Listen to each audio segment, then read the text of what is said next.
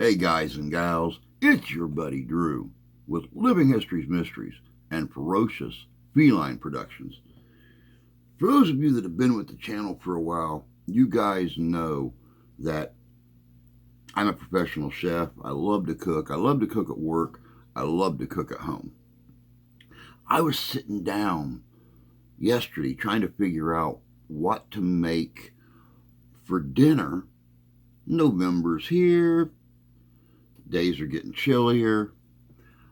I was thinking a big pot of chili would be great to end the day with.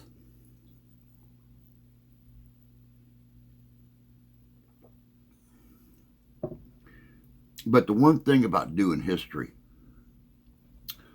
it fills your head with all kinds of weird morsels. And I got to thinking as I was breaking the beef up, I was frying it up, I started thinking, wow, mad cow disease. It's a good thing we're not suffering from that these days. That had a hell of an effect a few years ago, a few decades ago, back over in England. But where's it come from? What is it? Check this out. This is good.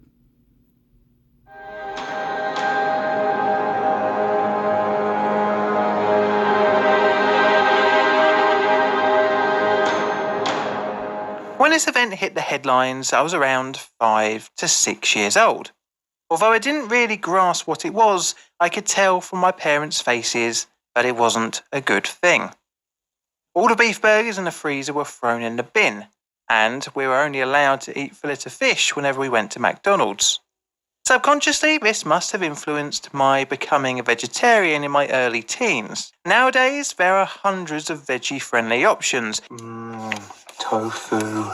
But back in 2001 and 2002, it was a little bit more difficult. Well, that's enough talking about my dietary choices. Let's get started with the video. Piles of bodies are burning in fields all throughout the British countryside. It is the 1990s, and this hellish scene is scarring the British pride in their farming products. The mass culling is understandably no one's first choice, but it seems the only way to stamp out an animal-borne disease that has made the leap to humans.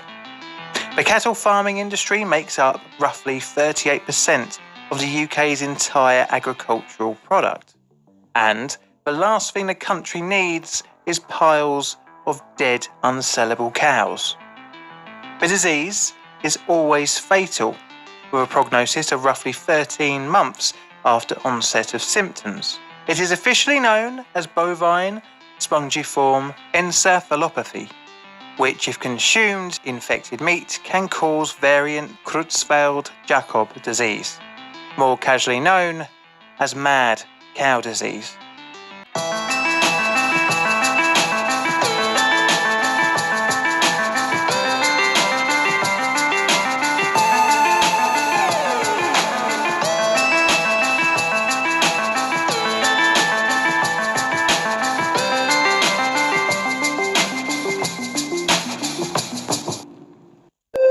Background. It is the 1940s, and the United Kingdom, as well as the rest of the world, is collecting itself after nearly 6 years of devastation. War has bludgeoned the UK economy. Industry has been stripped of resources and manpower, and a victorious, yet now poor nation seeks some way to move forward. The country is in debt, and has been operating under rationing for many of the essentials for the average British person's diet: sugar, meat, fats and cheese. At the start of the war, Britain was importing half of its meat, 80% of its fruit and 70% of its cereals and fats from abroad. As such, this became the wake-up call for the UK to become more food independent, as well as build thriving rural communities and economies. Successive governments fostered this economic development. The growth continued in the 1970s, with the UK joining the EEC. Now there was an even bigger reason to farm more. tariff-free trading. The UK by the 1980s had achieved over 100% domestic milk demand and 97% meat demand. Quite a turnaround of importing 50% some 40 years before. This market was worth £5 billion to the UK economy. But how was this turnaround achieved? Well, glad you asked, as this would prove to be a vital cog in the wheel of disaster. The UK had made use of a scheme of selective breeding to create cattle with the ability to produce more milk, coupled with a high-protein diet. The industry found that soya-based feed was good, but not good enough. Instead, they discovered that meat and bone meal yielded as good, if not better, milk produce than the more natural alternative. And what was better was that it was made of animal waste and was as such a hell of a lot cheaper than soya. You may ask what those waste products are. Well, I don't think you're going to like it. Imagine every bit of livestock that you think you would normally throw in the bin. You know, the bones, blood, and pretty much everything else left over, but vitally also the brain as well. It was all mashed together to make feed. Much of the livestock products used were from cows. So basically, the industry was feeding cows. The high-protein feed was mainly for increasing milk production, and as such, dairy cows were the most unknowingly cannibalistic population in the farming industry. But these dairy cows would eventually find themselves in the slaughterhouse, as around 2/3 were eventually used for beef production.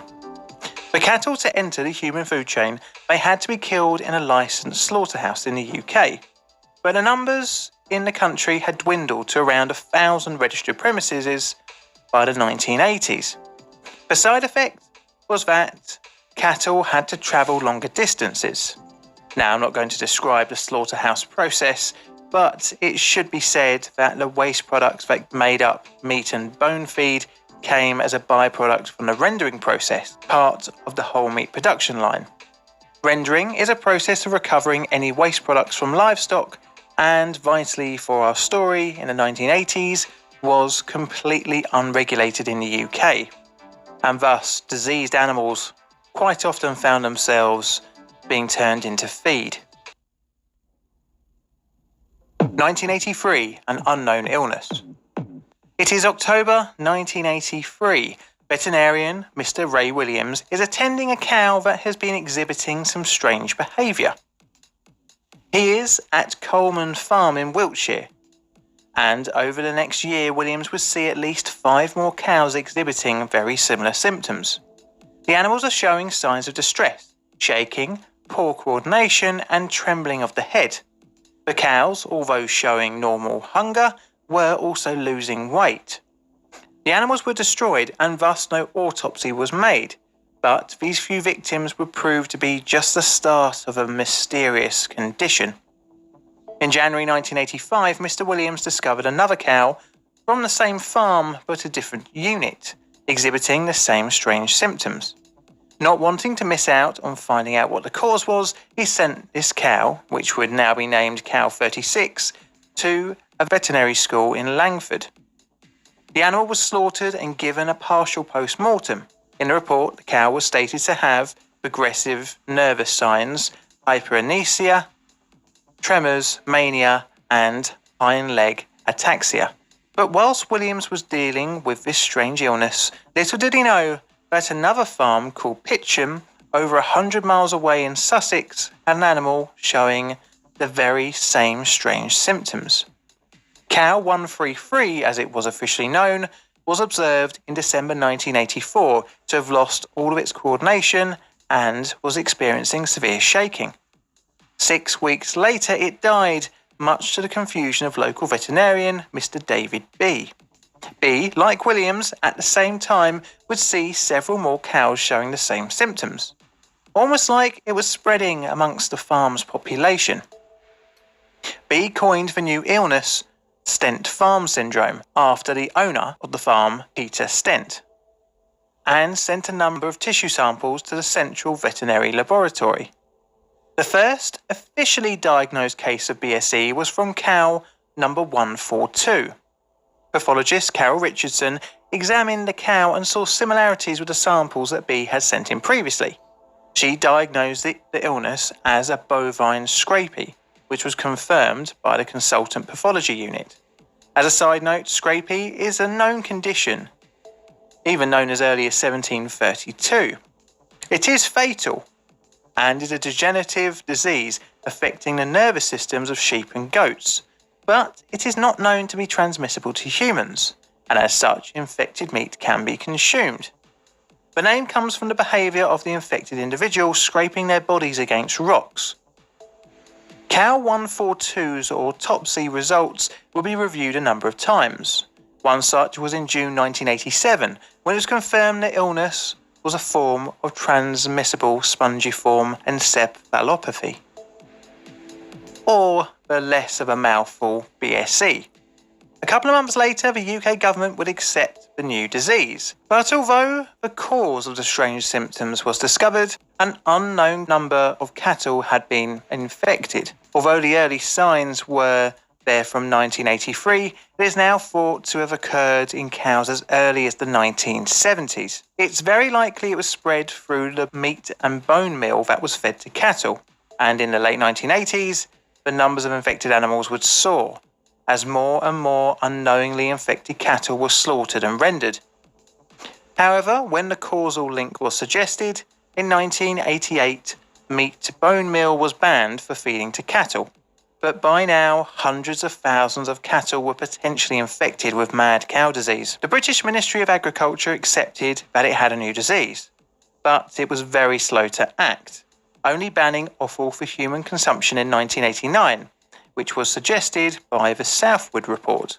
The Thatcher government, sorry I said that wrong didn't I, the Thatcher government were adamant that British beef was safe among the concerns over BSE, saying the illness couldn't jump species. But experiments at Oxford University had already shown the disease could infect other species, when in 1988 mice were infected with BSE by brain-to-brain injection. The Southwood Report also advised that the government should slaughter and dispose of any cow that was suspected to have transmitted the disease.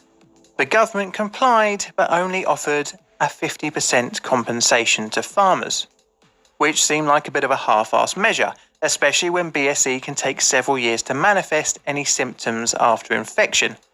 The lack of financial incentive led to many turning a blind eye to potentially infected animals, with some farmers later being accused of selling cattle off the books. However, this was too little too late, as the USA in 1989 banned British beef from its shores.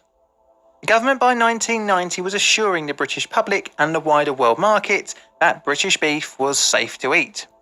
The Conservative government said there was no evidence of catching the disease through the consumption of meat. Well, until there was.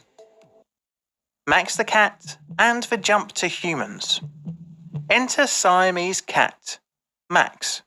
The feline had for most of its life been given a diet of British beef. Not so strange. However, what made Max unique was that he began exhibiting symptoms congruent with a feline form of BSE. Max was confused, losing weight, had trouble keeping balance, and the signature of the illness, uncontrolled quivering. The cat became the first known case outside of a laboratory of BSE jumping species. Scientists knew it was possible. In the same year, they had shown mice could develop the condition through eating infected food. BSE had now officially jumped species. Max and a number of other cats, including a tiger, became infected, showing the risk of transmitting the disease through consumption of infected meat.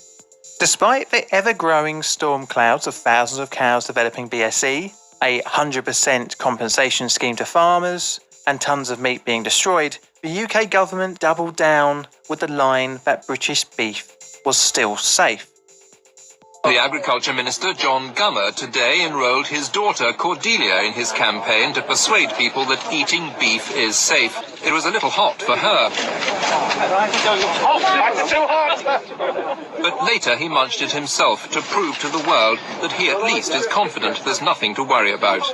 Secretary of State for the Environment, John Gummer, appeared on TV, virtually forcing his daughter to eat a beef burger. Nothing like dragging your children into politics at a young age. And guess what happened to him? He eventually got made a member of the House of Lords. Anyways, no matter how much head in the sand stances the government made, by 1992 an estimated 100,000 cattle had become infected with BSE. This amounted to roughly 3 in every 1,000 cows having the potential to be infected. Between 1992 and 1993, some 4.4 million cattle had been slaughtered and disposed of, mainly by burning the corpses in the fields of the British countryside.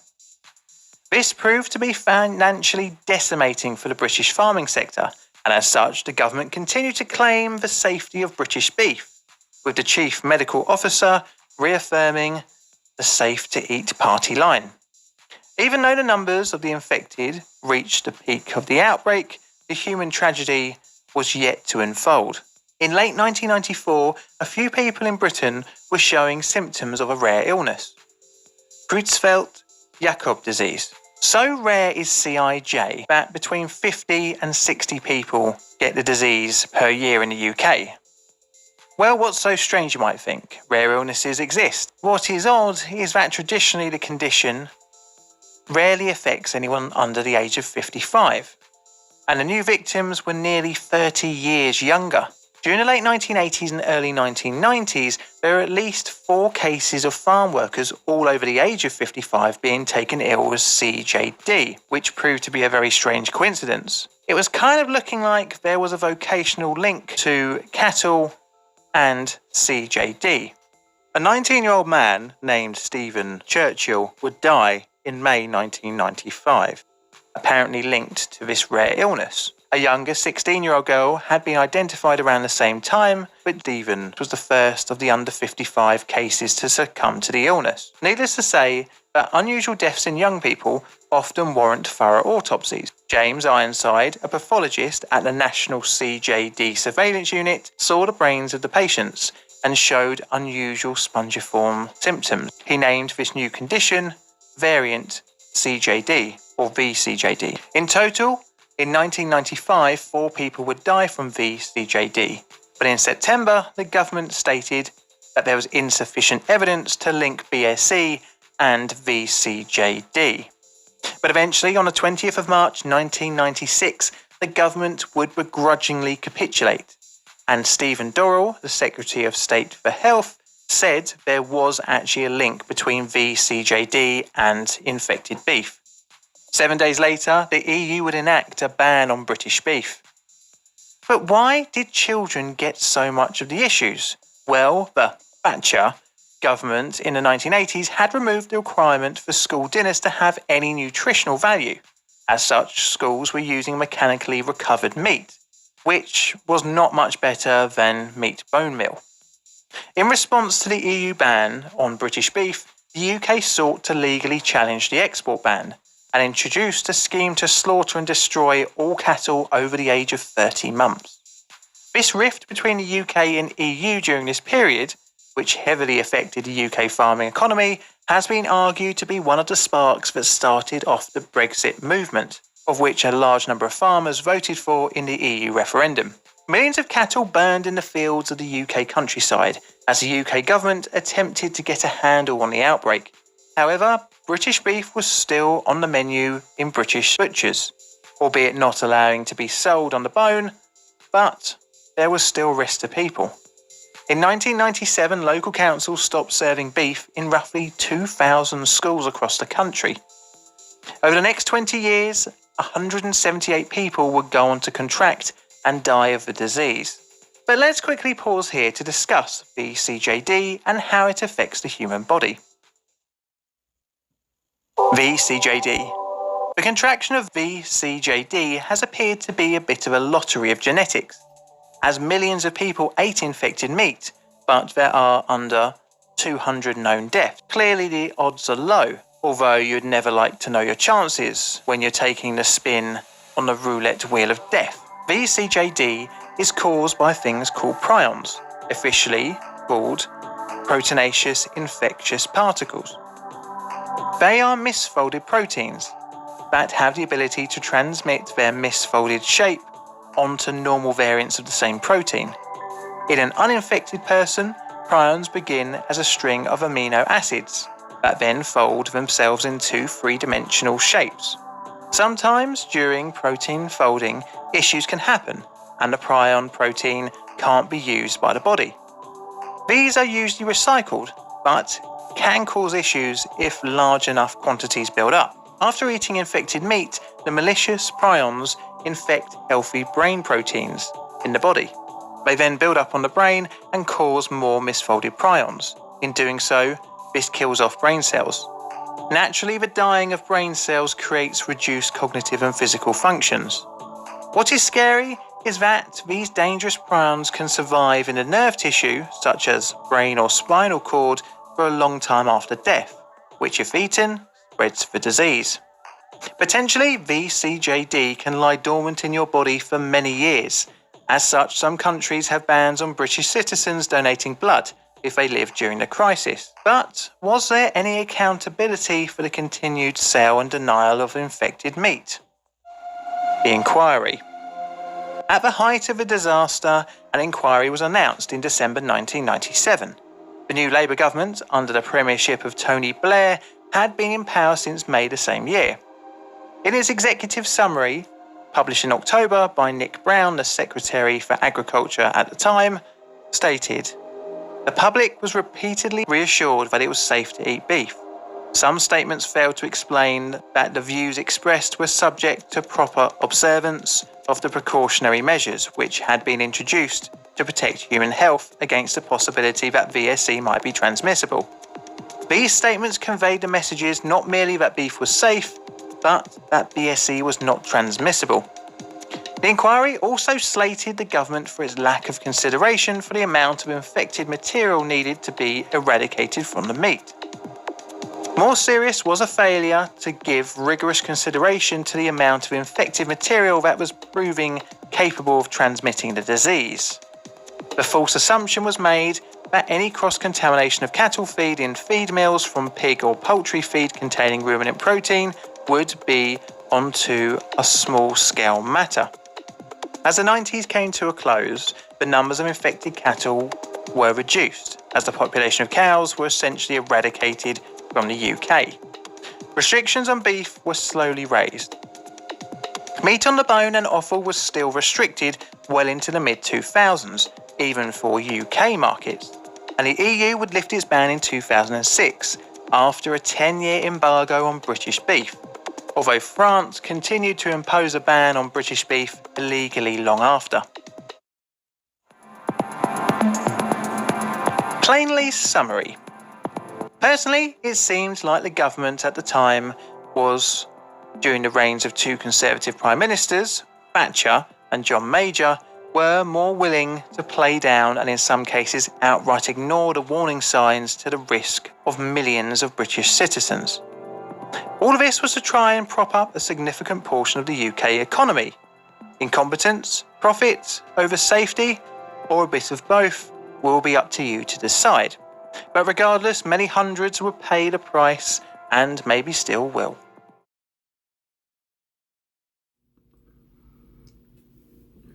Welcome back. You know, it's like I was saying in the beginning,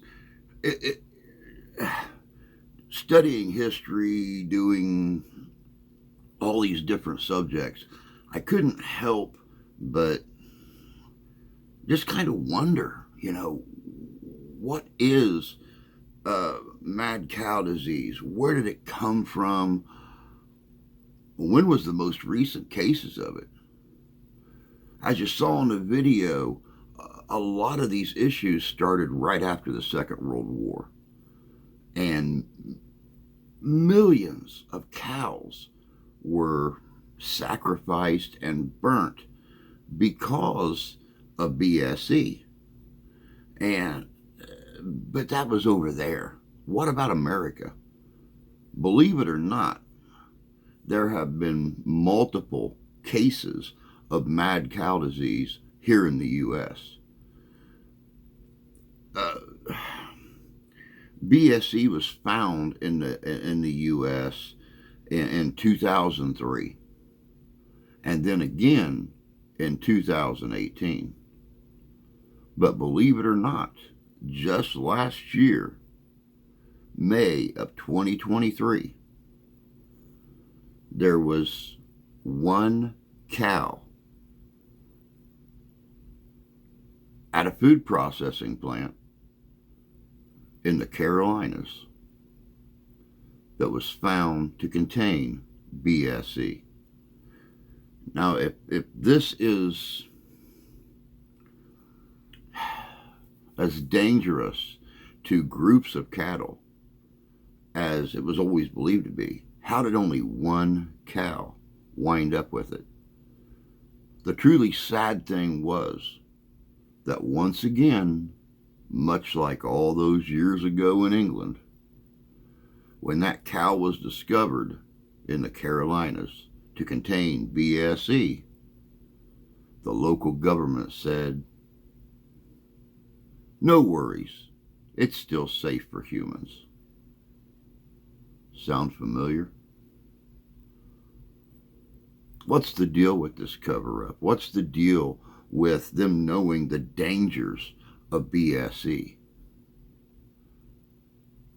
For a cow to be discovered and the local government say, "No worries, it's still safe for human consumption."